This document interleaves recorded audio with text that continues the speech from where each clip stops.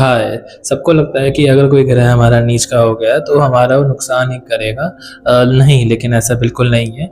नीच के ग्रह के कुछ अपने ही फ़ायदे होते हैं, तो हम इन नीच के ग्रहों के फ़ायदे की बात करेंगे कि हमें कहाँ और किस जगह हमें ये फ़ायदा दे सकते हैं। पहले हम शुक्र को जानते हैं। शुक्र अगर हमारा नीच का हो जाता है तो इंसान को लव रिलेशन का प्रॉब्लम देता है, सभी जानते हैं। साथ के साथ इंसान को एक प्रॉब्लम होती है कि दूसरों की लाइफ में क्या चल रहा है ये जानने की।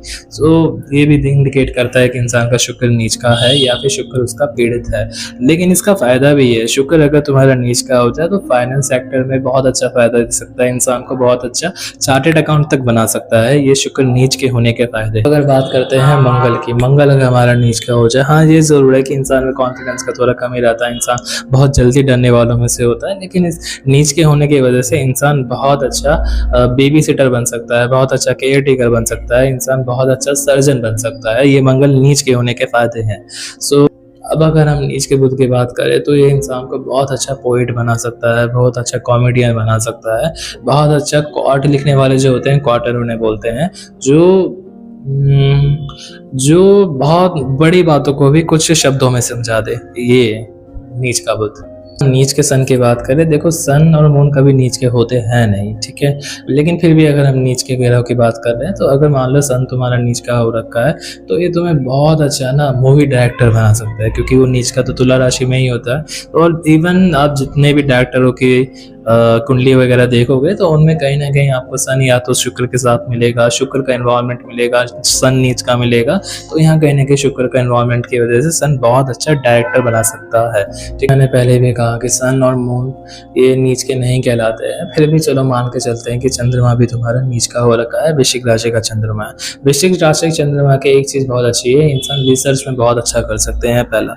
दूसरा, इंसान स्पिरिचुअल होता है। ये यूजुअली ऐसे देखा गया कि वृश्चिक राशि वाले स्पिरिचुअल होते हैं, और स्पिरिचुअल होने के साथ साथ ये अपना कनेक्शन गॉड के साथ बहुत जल्दी रिलेट कर लेते हैं, या फिर बहुत जल्दी फील कर लेते हैं। ये वर्ड यूज़ करूँगा मैं, फील कर लेते हैं। तो ये वृश्चिक राशि वालों का एक फ़ायदा है। चंद्रमा या नीच का इसलिए भी हो जाता है क्योंकि चंद्रमा को अकेले रहना पसंद नहीं है, लेकिन वृश्चिक राशि में उसको अकेला रहना पड़ता है। लेकिन अगर वो ये चीज़ को एक्सेप्ट कर लेता है कि ठीक है, अकेले रह के ही मेरे को आगे बढ़ना है, तो यही चंद्रमा अकेला इनफ है इंसान को बहुत आगे पहुँचाने के लिए। इंसान को पॉलिटिशियन तक बना सकता है, इंसान को हर फील्ड में वो अपना 100%, क्योंकि इंसान अगर कैपेबल है कि अकेला ही संभाल सकता है सब कुछ, तो बस इतना ही इनफ है।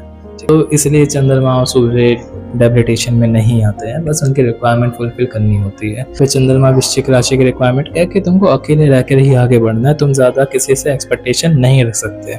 ओके, आगे बढ़ते हैं, करते हैं गुरु की बात करते हैं। गुरु अगर मकर राशि में नीच का हो जाता है, सुनना ही बहुत खराब लगता है कि गुरु सबसे ज़्यादा इंपॉर्टेंट प्लैनेट कुंडली का, यही अगर नीच का हो गया तो ये कुंडली ही बेकार होगी। नहीं, ऐसा कुछ भी नहीं होता है। गुरु अगर मकर राशि में नीच का हो गया ना, तो इंसान को बहुत ज़्यादा प्रैक्टिकल बना दिया। अब इंसान को हर बार अपनी इंसान जो भी कर रहा है लाइफ में उसको वो साबित करना पड़ रहा है, ठीक है, पहला। दूसरा, ये नीच का गुरु ही होता है जो जिसकी एडवाइस काफ़ी प्रैक्टिकल और काफ़ी ग्राउंडेड होती है। यानी कि एक बार को आपको एक्सॉल्टेड गुरु की बात समझ नहीं आएगी, लेकिन डेबिलिटेटेड गुरु की बात बहुत अच्छे से समझ पाओगे, क्योंकि वो पर्सन ग्राउंडेड एडवाइस बहुत अच्छी देगा। वो चीज़ जो बुक्स में नहीं लिखी, किताबों में नहीं लिखी, जो कि इंसान एक्सपीरियंस से ही सीखता है।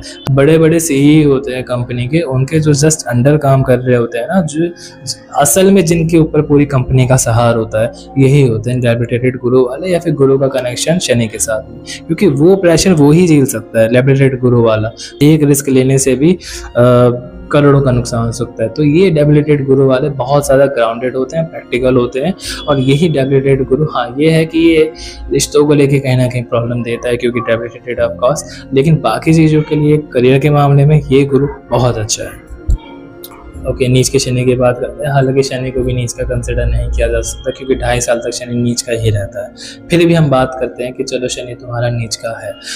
देखो, शनि अगर तुम्हारा नीच का है तो ये इंसान को बहुत अच्छा एडमिनिस्ट्रेटिव बना देता है। एडमिनिस्ट्रेटिव वाली जो जॉब होती है, इंसान को बहुत अच्छा उसमें सक्सेस दे सकता है। वो लोग जो समाज के लिए उठते हैं, अगर कुछ गलत हो रहा होता है तो समाज के लिए अपनी आवाज़ उठाते हैं, वो पब्लिक स्पीकर। तो ये कहीं ना कहीं इंडिकेट करता है इंसान का शनि या तो मंगल के साथ है, या तो शनि डेबिलिटेशन में है।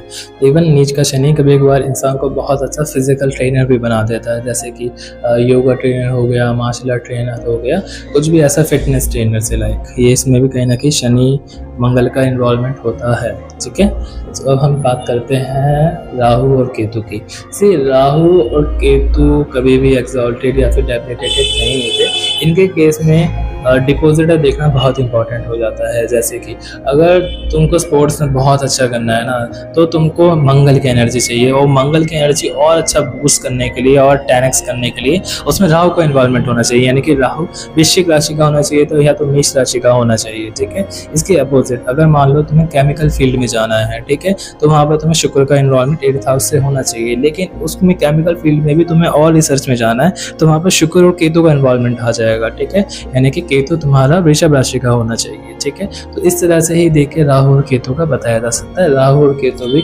एक्सॉल्टेड डेबिलिटेटेड नहीं कहलाए जाते। अगर आप टेक्स्ट बुक की बात करोगे तो राहु वृश्चिक राशि में नीच का होता है और केतु वृषभ राशि में नीच का होता है, क्योंकि उनका वो बेसिक नेचर से अपोजिट है। स्टिल मैं ये बोलूंगा कि डिपोजिटर देखना भी जरूरी है, और आपकी लाइफ की क्या रिक्वायरमेंट है उसके तरह से वो देखना भी जरूरी है, तभी जाके कंक्लूजन निकाला जा सकता है। So thank you, bye bye.